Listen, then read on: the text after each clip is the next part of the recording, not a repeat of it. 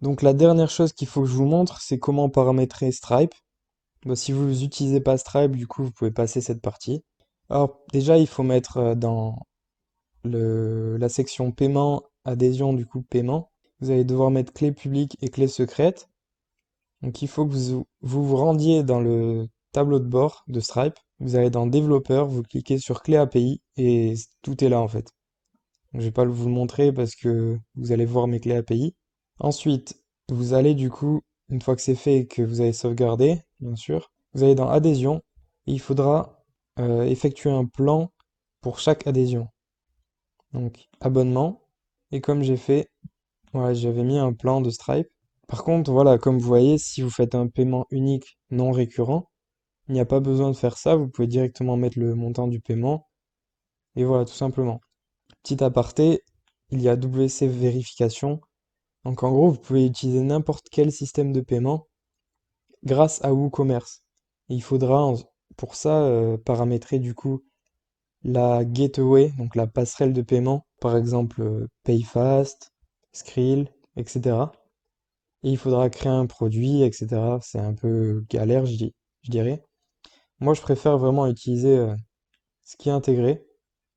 Ça permet aussi d'éviter un plugin.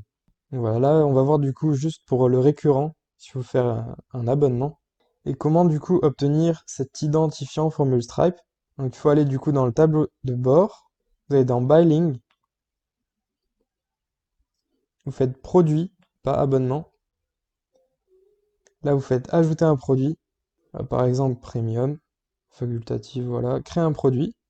Donc du coup, c'est une quantité récurrente, donc un abonnement. Vous devez remettre premium encore. Donc là, généralement, ce sera non. Là, du coup, vous mettez le prix de votre paiement. Donc attention, si ensuite vous le changez ici, si vous choisissez de mettre 19, il faudra le changer aussi sur Stripe. Mais là, on va dire que c'est 29 euros. Période de facturation, du coup, mensuelle. Et ça doit être aussi la même chose sur la marketplace. Pareil pour la période d'essai. Une fois que c'est fait, vous faites ajouter un plan. Là, vous ne copiez pas ça, prod, vous copiez ça en fait. Vous cliquez, puis vous l'insérez ici. Et vous faites sauvegarder. Voilà, et vous devez faire ça pour chaque plan en fait. Ça, c'est pas très long.